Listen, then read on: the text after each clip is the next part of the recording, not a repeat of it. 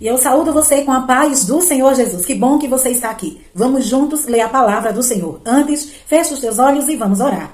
Senhor, meu Deus, meu Pai que está nos céus, maravilhoso é o teu nome. Te exalto, Senhor. Honras e glória seja dada a ti. Senhor, sê conosco nesse dia de hoje, mediante, Senhor, a leitura diária que vamos fazer. Que o teu Espírito Santo esteja conosco, Pai, do nosso lado, e que ele possa interpretar a tua palavra, Senhor, ao nosso coração. Que nós venhamos praticar a tua palavra todos os dias em nossa caminhada rumo aos céus. Em nome do teu Filho amado, Jesus Cristo, Pai, eu te agradeço. Amém e amém. Amém? As nossas leituras diárias de hoje estão nos livros de Êxodo, capítulos 16, 17 e 18 e Efésios, capítulo 4. Êxodo, capítulo 16, diz assim: O maná e as codornizes. Toda a comunidade de Israel partiu de Elim e chegou ao deserto de Sim, que fica entre Elim e o Sinai. Foi no 15º dia do segundo mês. Depois que saíram do Egito, no deserto, toda a comunidade de Israel reclamou a Moisés e Arão. Disseram-lhes os israelitas: Quem dera a mão do Senhor nos tivesse matado no Egito. Lá nos sentávamos ao redor das panelas de carne e comíamos pão à vontade. Mas vocês nos trouxeram a este deserto para fazer morrer de fome toda esta multidão. Disse, porém, o Senhor a Moisés: Eu lhes farei chover pão do céu, e porção necessária para aquele dia. Com isso os porei à prova para ver se seguem ou não as minhas instruções. No sexto dia trarão para ser preparado o dobro do que recolhem nos outros dias. Assim Moisés e Arão disseram a todos os israelitas: Ao entardecer, vocês saberão que foi o Senhor quem os tirou do Egito, e amanhã cedo verão a glória do Senhor, porque o Senhor ouviu a queixa de vocês contra ele. Quem somos nós para que vocês reclamem a nós? Disse ainda Moisés: O Senhor lhes dará carne para comer ao entardecer e pão à vontade pela manhã, porque ele ouviu as suas queixas contra ele. Quem somos nós? Vocês não estão reclamando de nós, mas do Senhor.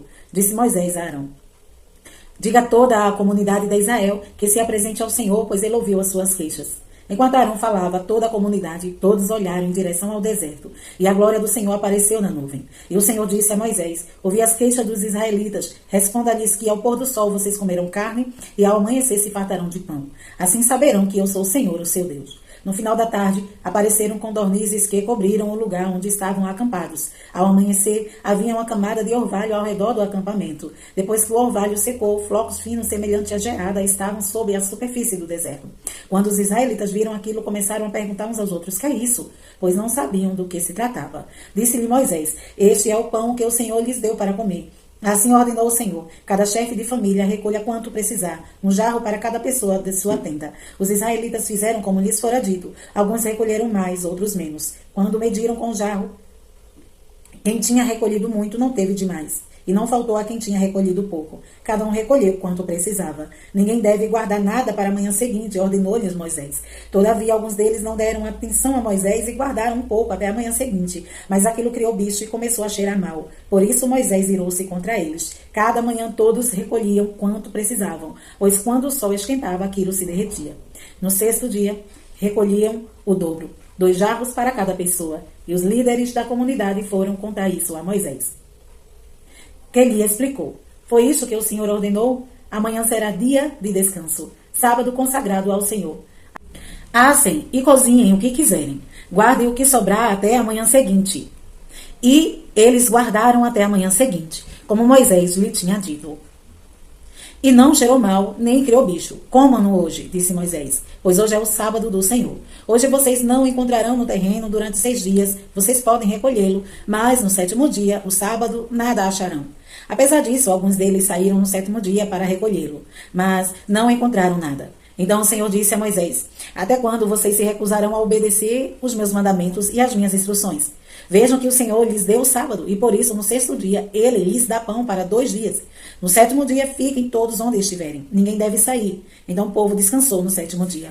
O povo de Israel chamou maná aquele pão. Era branco como semente de coentro e tinha gosto de bolo de mel. Disse Moisés: O Senhor ordenou-lhes que recolham um jarro de maná e que o guardem para as futuras gerações, para que vejam o pão que lhes dei no deserto, quando os tirei do Egito.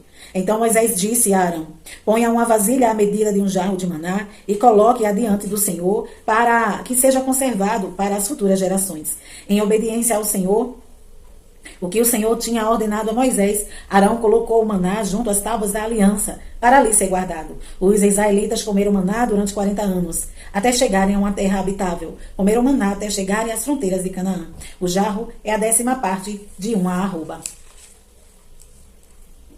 Capítulo 17. A água jorra da rocha.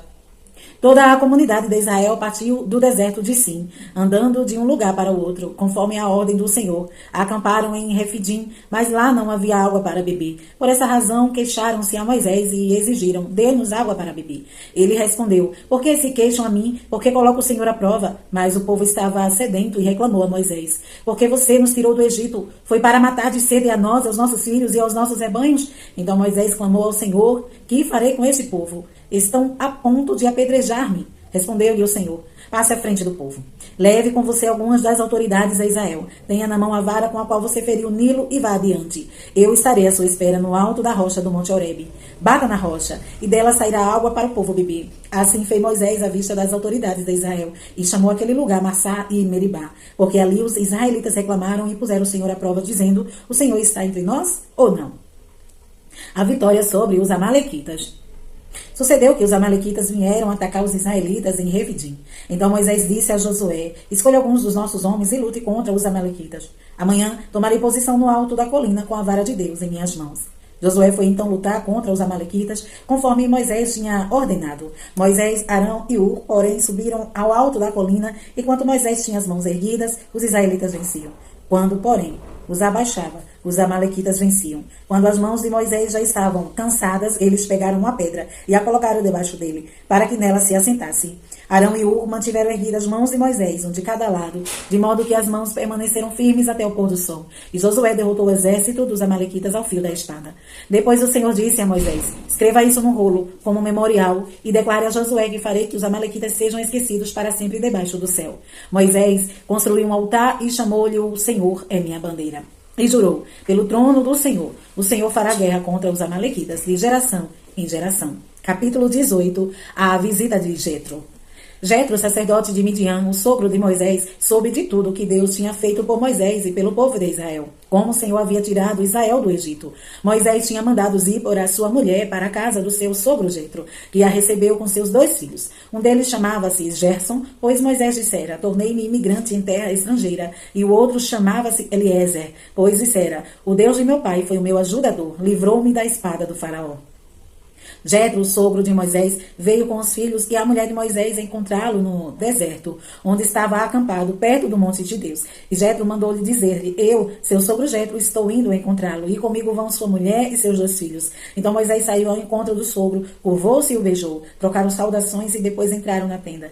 Então Moisés contou ao sogro tudo quanto o Senhor tinha feito ao faraó e aos egípcios por amor a Israel, e também todas as dificuldades que tinha enfrentado pelo caminho e como o Senhor os livrara. Jetro alegrou-se ao ouvir todas as coisas boas que o Senhor tinha feito a Israel, libertando das mãos dos egípcios. Disse ele: bendito seja o Senhor, que libertou vocês das mãos dos egípcios e do faraó, que livrou o povo das mãos dos egípcios. Agora sei que o Senhor é maior do que todos os outros deuses, pois ele o superou exatamente naquilo de que se vangloriavam. Então Jetro, sogro de Moisés, ofereceu um holocausto e sacrifícios a Deus, e Arão veio com todas as autoridades de Israel para comer com o sogro de Moisés, na presença de Deus. O conselho de Jetro. No dia seguinte, Moisés assentou-se para julgar as questões do povo, e este permaneceu em pé diante dele, desde a manhã até o cair da tarde. Quando o seu sogro viu tudo o que ele estava fazendo pelo povo, disse: que é que você está fazendo? Porque só você se assenta para julgar, e todo este povo espera em pé desde a manhã até o cair da tarde. Moisés lhe respondeu: o povo me procura para que eu consulte a Deus. Toda vez que alguém tem uma questão, essa me é trazida, e eu decido entre as partes e ensino-lhes o decreto e lei de Deus. Respondeu o sogro de Moisés: o que você está fazendo não é bom. Você e o seu povo ficarão esgotados, pois essa tarefa lhe é pesada demais. Você não pode executá-lo sozinho. Agora ouça-me, eu lhe darei um conselho, e que Deus esteja com você. Seja você o representante do povo diante de Deus, e leve a Deus as suas questões. Oriente-os quanto aos decretos e leis, mostrando-lhes como devem viver e o que devem fazer. Mas escolha dentre todo o povo homens capazes, tementes a Deus, dignos de confiança e inimigos de ganho desonesto. Estabeleçam como chefes de 1000, de 100, de 50 e de 10. Eles estarão sempre à disposição do povo para julgar as questões. Trarão a você apenas as questões difíceis. As mais simples decidirão sozinhos. Isso tornará mais leve o seu fardo, porque eles o dividirão com você. Se você assim fizer, e se assim você concordar, e Deus ordenar, você será capaz de suportar as dificuldades, e todo o povo voltará para casa satisfeito. Moisés aceitou o conselho do sogro e fez tudo como ele tinha sugerido. Escolheu homens capazes de todo Israel e colocou como líderes de todo o povo, chefes de 1.000, de 100, de 50 e de 10. Estes ficaram como juízes permanentes do povo. As questões difíceis levavam a Moisés. As mais simples, porém, eles mesmos resolviam. Então Moisés e seu sogro se despediram e este voltou para sua terra. Amém? Efésios capítulo 4.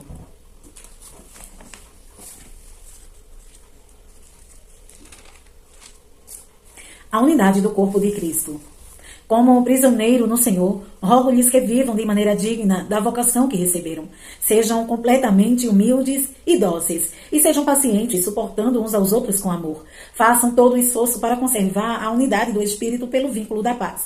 Há um só corpo e um só Espírito, assim como a esperança para a qual vocês foram chamados é uma só, há um só Senhor, uma só fé, um só batismo, um só Deus e Pai de todos, e é sobre todos, por meio de todos e em todos. E cada um de nós foi concedida a graça conforme a medida repartida por Cristo. Por isso é que foi dito, quando ele subiu em triunfo às alturas, levou cativos muitos prisioneiros e deu dons aos homens. O que significa ele subiu, senão que também havia descido às profundezas da terra? Aquele que desceu é o mesmo que subiu acima de todos os céus, a fim de encher todas as coisas. E ele designou alguns para apóstolos, outros para profetas, outros para evangelistas e outros para pastores e mestres, com o fim de preparar os santos para a obra do ministério, para que o corpo de Cristo seja edificado, até que todos alcancemos a unidade da fé e do conhecimento do Filho de Deus e cheguemos à maturidade, atingindo a medida plenitude de Cristo. O propósito é que não sejamos mais como crianças, levados de um lado para o outro pelas ondas, nem jogados para cá e para lá por todo vento de doutrina e pela astúcia e esperteza de homens que induzem ao erro. Antes, seguimos a verdade em amor. Cresçamos em tudo naquele que é a cabeça, Cristo. Dele todo o corpo, ajustado e unido pelo auxílio de todas as juntas, cresce e edifica-se a si mesmo em amor, na medida em que cada parte realiza a sua função. O procedimento dos filhos da luz. Assim eu lhes digo, e no Senhor insisto, que não vivam mais como gentios, que vivem na unidade dos seus pensamentos. Eles estarão obscurecidos no entendimento e separados da vida de Deus por causa da ignorância em que estão, devido ao endurecimento do seu coração. Tendo perdido toda a sensibilidade, eles se entregaram à depravação, cometendo com avidez toda espécie de impureza. Todavia, não foi isso que vocês aprenderam de Cristo. De fato, vocês ouviram falar dele e nele foram ensinados de acordo com a verdade que está em Jesus. Quanto à antiga maneira de viver, vocês foram ensinados a despedir-se do velho homem, que se corrompe por desejos enganosos, a serem renovados no modo de pensar, e a revestir-se de novo homem, criado para ser semelhante a Deus em justiça, em santidade proveniente da verdade. Portanto, cada um de vocês deve abandonar a mentira e falar a verdade ao seu próximo, pois todos somos membros de um mesmo corpo. Quando vocês ficarem irados, não pequem. Apaziguem a sua ira antes que o sol se ponha, e não deem lugar ao diabo. O que furtava, não furte mais. Antes trabalhe, fazendo algo de útil com as mãos, para que tenha o que repartir com quem estiver em necessidade.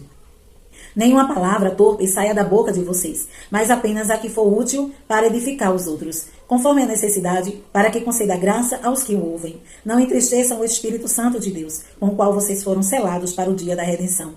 Livrem-se de toda a amargura, indignação e ira, gritaria e calúnia, bem como de toda maldade. Sejam bondosos e compassivos uns para com os outros, perdoando-se mutuamente, assim como Deus os perdoou em Cristo. Amém? Essas foram as nossas leituras de hoje. Amanhã estaremos aqui, se Jesus não vir. E Deus em Cristo te abençoe hoje e sempre.